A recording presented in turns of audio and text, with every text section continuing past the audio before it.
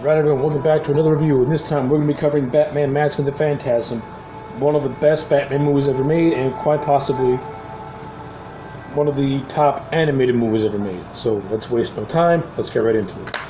Batman Mask of the Phantasm takes place in the same universe as the Amazing Batman animated series show from the 1990s. This movie stars Mark Hamill as the Joker, Kevin Conroy as Batman, Bob Hastings returns as Commissioner Gordon in a nice small little role, and Robert Costanzo reprises his role as Bullock and also a small role. Of course, those four actors are holdovers. And of course, Ephraim Zimbalist returns as Alfred. With some new additions also. We have, Donna Delaney, who plays Andrea Beaumont, who plays a very important role in this movie, which I'll get to very soon. And Hart Bochner, who you will recognize from the first Die Hard movie. He plays the character of Ellis, voices a councilman, a corrupted councilman. So let's waste no time. Let's get into this movie. Batman Mask of the Phantasm is a movie. It's a very, very well done mystery movie. I mean, the whole mystery of the Phantasm is it was just so expertly written. Of course, this is done by Bruce Timm and Paul Dini, two guys who know how to write Batman stories, and they know how to write Batman as a detective, which is what a lot of the mainstream movies just don't know how to do, is how to make Batman a detective first. But these guys always had a good grasp on that, and this movie showcases that the detective skills as Batman. It's very Sherlock Holmesy, piecing clues together, trying to unravel the mystery of the Phantasm. Also, the use of flashbacks in this movie are really well done because they also serve the story and they fill in some blanks. We get a flashback to Bruce Wayne meeting Andrea for the first time, establishing their relationship and their past, because when this movie takes place in present day, Batman and Bruce and Andrea have not seen each other for a very, very long time. The last time they saw each other, Bruce Wayne was going to propose to marry Andrea, but Andrea,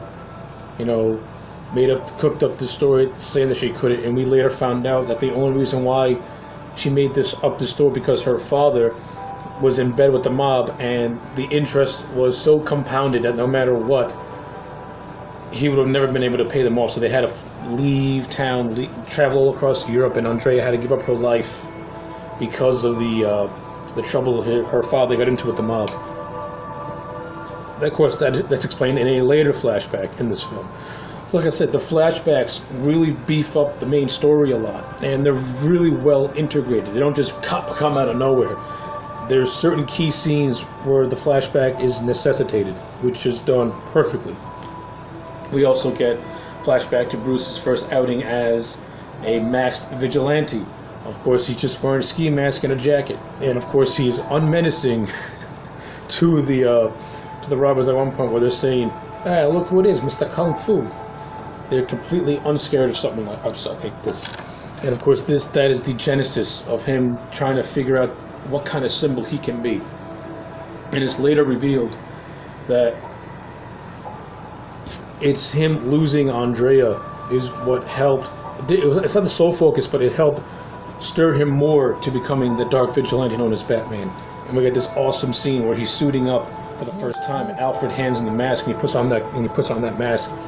And then he looks at Alfred, and Alfred has this look of both shock and fear all at the same time, and it's done perfectly, because those few seconds can be interpreted as Alfred is either scared of what he sees, or he's scared of the fact of what his surrogate son is about to become. Love it. One of the best reactions I've seen in a movie.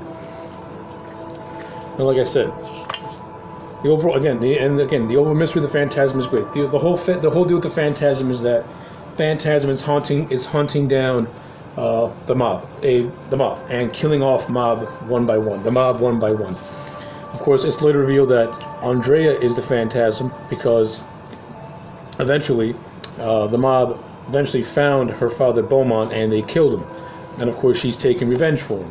And what's even better is that we find out that Joker, pre-clown days, was actually part of this mob, which was run by Salvatore Valestra, voiced by the late great Abe Vigoda.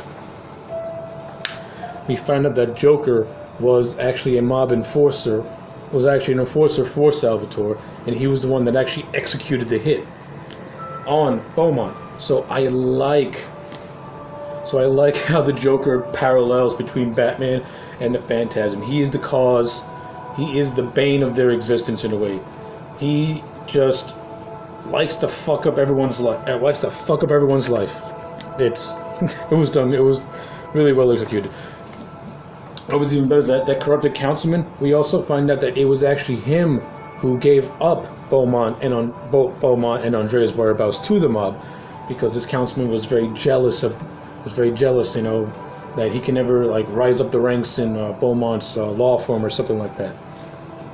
So, you know, he took it upon himself to scratch a deal with the mob in order to get that power.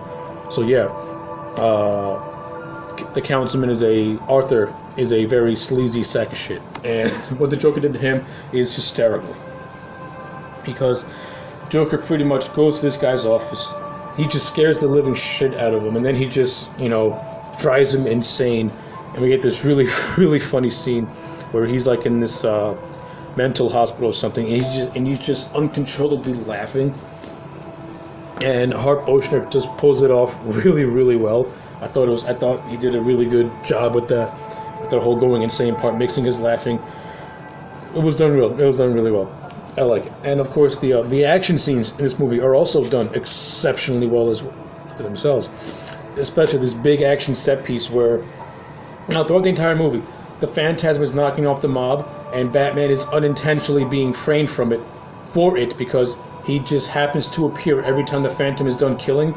Batman just happens to appear just in the aftermath, and the cops are putting two and two together and are linking Batman to these killings.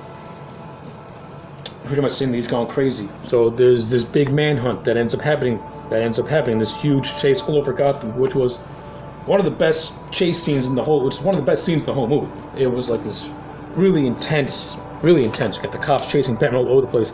Batman is using every trick he knows, to the point where he like disguises like this wooden crane or something with his cowl just to throw him off, and yet it was done. It was a good deception, but over about 2 seconds later they find him and they start chasing him. And so yeah, like Batman can't catch a break in that scene, man. He was running forever, it felt like, but really well executed.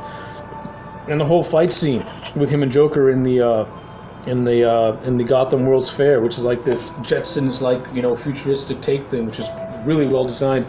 It also has a nice little prototype Batmobile there that would serve as the basis for the actual Batmobile, which is also a nice little touch. But yeah, you know, Batman and Joker have a nice little brawl in there, have a nice little brawl going on there. And then of course we get to the end where, you know, Andrea reveals that she's the Phantasm. Bruce takes the Joker and they disappear into the night. And the whole World's Fair explodes. And Bruce is assuming that Andrea died in the explosion. And he's all heartbroken. He's in the Batcave. He's heartbroken. He's almost like a battered man. But then he sees like this little glimmer in the Batcave. And it's a locket. And it's a locket that he actually gave Andrea. So he has that. So you know, it has like a bittersweet. To me, it's like a bittersweet ending. You know, he ain't never gonna see Andrea again, but he has the locket as a memory of her. And then we switch over to another scene where we see Andrea in a boat, who is also saddened because she can never be with Bruce, and she's just like you know, a lost woman, and it's also very, very bittersweet. So yeah, Mask of the Phantasm. I don't care what people say. To me, the ending, this does not have a happy-go-lucky ending. To me, it's a very bittersweet ending. Both characters are alive, yes, but it's bittersweet because, you know, they can never be with one another, and you know they want to, but it's just never going to happen because they just have two different paths. And eventually, you know, Batman, because of his moral code, he will have to take her down and put her away because that's just the way it is. So I like that whole tragic romance angle between the two. And of course, Conroy and Delaney have really exceptional chemistry with one another, especially in the early scenes when they're starting to get to know each other. And you can actually feel that the love and affection that is brewing between the two, which is also really well done. So yes, At the end of the day, Mask of the Phantasm to me is a solid 10 out of 10. This is one of the best Batman animated movies ever, and quite possibly one of the best Batman movies just in general. So damn good. And the Blu-ray conversion looks spectacular. The animation looks crisper, looks as crisp as it did back in '93. So yes, those are my thoughts on Batman Mask of the Phantasm. Like, comment, subscribe, and I'll check you back next time for more.